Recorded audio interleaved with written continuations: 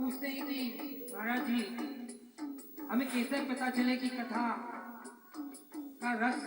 कथा का लाभ हमें प्राप्त हो रहा है? तब हम क्या कहते हैं कि जिस दिन कथा में आप बैठे हैं आपको नींद आने लग जाए और आपके सर में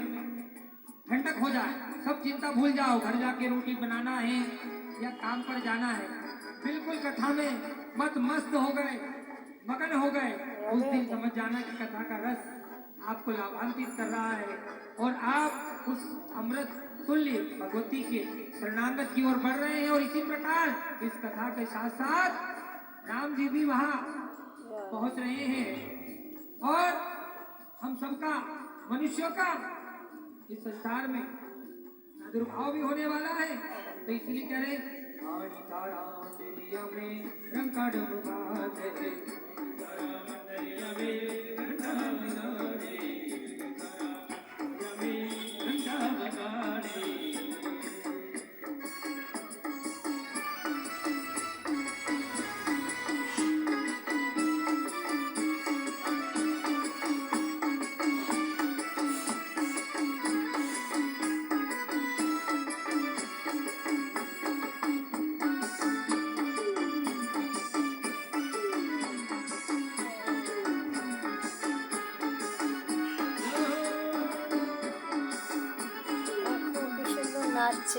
और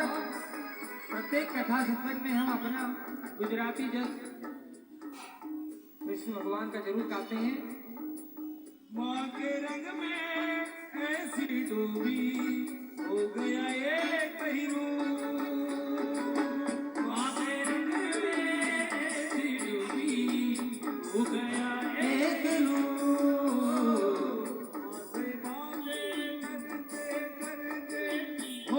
सुबह से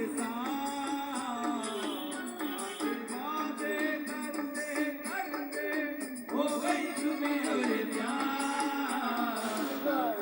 माला पे माला पे सुमरू में हाथों की माला पे सुमरू में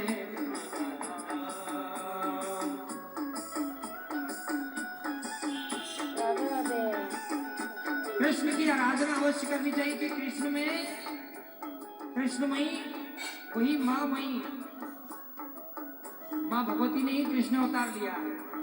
और एक मात्र भगवान कृष्ण ऐसे हैं जिनकी आराधना करने से आप अगर माँ की आराधना नहीं कर रहे हो कोई बात नहीं, तो भगवान कृष्ण की आराधना कर लो।